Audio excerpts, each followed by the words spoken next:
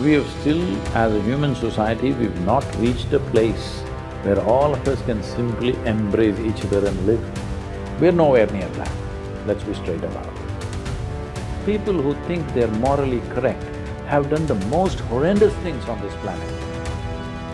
Memory is influencing you means you're allowing your yesterday to rule you today. Once you allow your yesterday to rule you today, you actually have no future. There's no such thing in your life. Karmic cycle, punarapi jananam, punarapi maranam, the same damn things will happen because you've gotten enslaved to your memory. Your memory decides everything. When I'm a fighter pilot, and if there is conflict, if I do what I do, obviously it's going to hurt somebody because the intention is to hurt somebody. Hello? You want to throw your expensive weaponry so that it doesn't hit anybody? Hello? No. You want to hit? So, but are you hitting for personal pleasure or because right now it's become inevitable for some reason? You didn't start the fight because human society is a complex. Somewhere friction happens. When friction happens, we used to take a stick and go at one time. Then we transformed the stick into a club. Then we transformed the club into a spear. Then we made it into a gun or an arrow, bone arrow into a gun. Now a fighter jet or a missile or drones are coming, at least you don't have to. Somebody's still flying. Somebody still… but they think it's a video game. They don't see it happening. So, these are all terrible things that human beings are doing to each other. But we have still, as a human society, we've not reached a place where all of us can simply embrace each other and live. We're nowhere near that, let's be straight about it. So you can train to be a good fighter pilot, you can make sure your craft is fully armed in the best possible way and hope the political forces won't create a conflict. But still, it doesn't matter whether you actually got into the act or not, you're sitting here with the intent. When you fly, you want to cause maximum damage. So no. Maybe you're a little surprised, why is a spiritual leader talking like this? But I will also be disappointed with you. If you fly the aircraft, there's a conflict and you did not cause any damage and you came back karmically pure.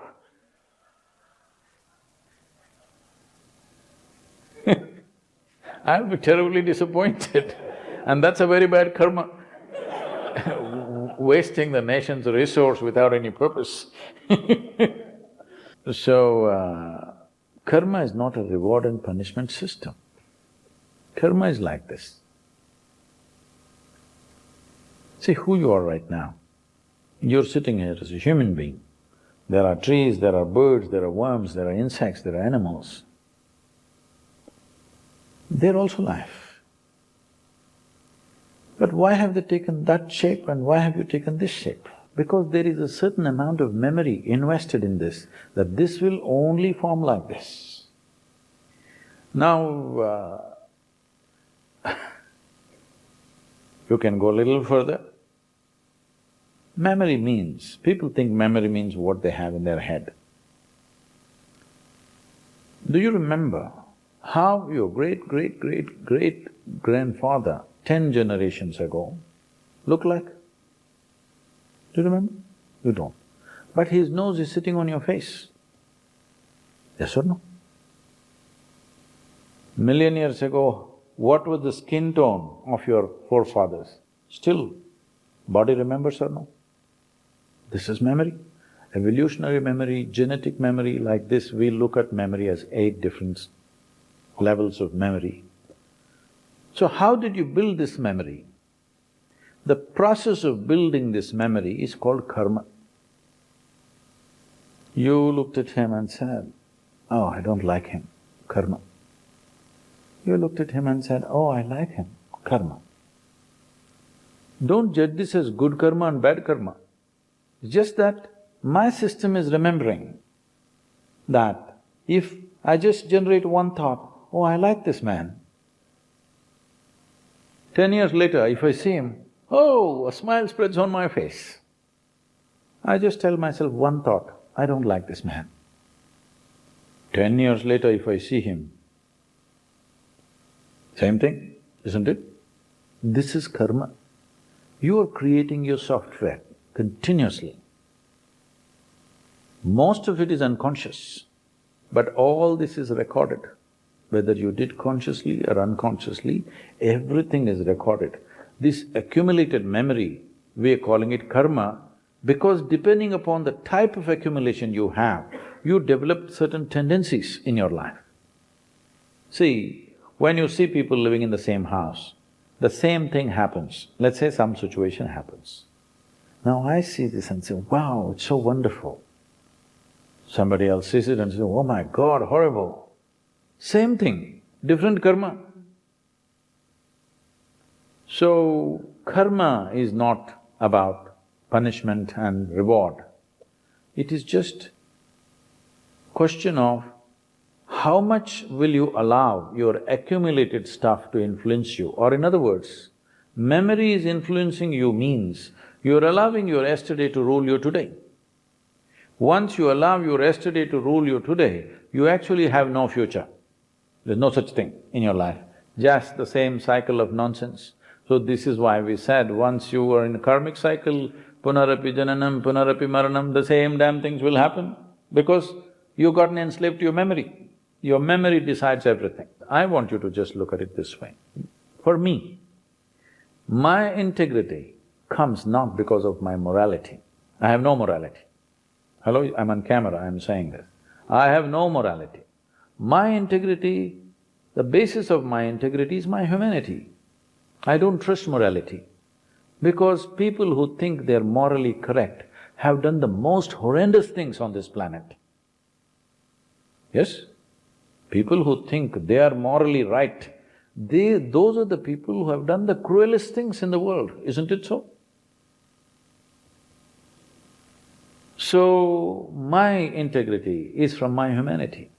So all you have to see is just this. Every act that we do, is it in the larger interest of people or is it for personal pleasure we're doing it? This is all. You settle this one thing. Everything that we do, is it of some significant consequence to everybody? Or are you going out there to fly and just enjoy shooting people? If you settle this one thing, you don't have to worry what you're doing because you do what is needed in a given situation, not what you whim, not by your whim, but simply by what is needed.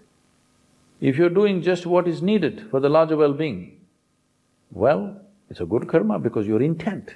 You must understand, karma is not determined by the action, but by the volition. What intent? Your intent is, you are fighting for the well-being of the nation, which is the larger humanity. Well, that side also there are people. That side also, obviously, it's human beings. As I said, as a human being, you are placed on the planet. You are not placed above in the heaven. So, there is a perspective for our existence. Right now, our perspective of being in the forces is about a nation. Because you're in Bengal, your station is in Bengal, suppose you come and bomb Tamil Nadu, that's not acceptable because we form these forces in the context of the nation. It's an identity, it's not some God-given force. Nation is an agreement between you and me. We all agreed we are Indian, that's all. And that's why it's valuable, because we agreed. Yes, we agreed we are all Indian. So in the well-being, towards the well-being of the nation, we do many things. Unfortunately, if the nation is threatened, then the forces have to get active. Unfortunately, we have to destroy some human beings, which is, as a humanity, it's a disaster. Continuously keeps happening. When we formed League of Nations in 1918, I think, after the World War I, people believed there's never going to be another war because now we have an arrangement that if there is something, we will discuss, debate and settle it. Well, within 35 years, there was World War II, which was probably 25 times more disastrous than World War I. And since World War II, we thought no more war will happen. But the fact and the figures show, there has not been a single day on this planet since World War II that there has not been any battle anywhere in the world. Some battle is going on, scale may be up and down, but somewhere some organized fight is going on, not criminals fighting, organized nations having some kind of a battle going on every day of the last, 80 years or so. So that's where we are as human beings, unfortunately. That's where we should not be, but that's where we are. So till we are there, there is a karma that we have to do. You are the front end of the force, but we are also part of the force. We may not fly an aircraft, we may not bomb, but we want you to bomb when it's necessary, yes? So we are also part of the karma, isn't it? How are we not?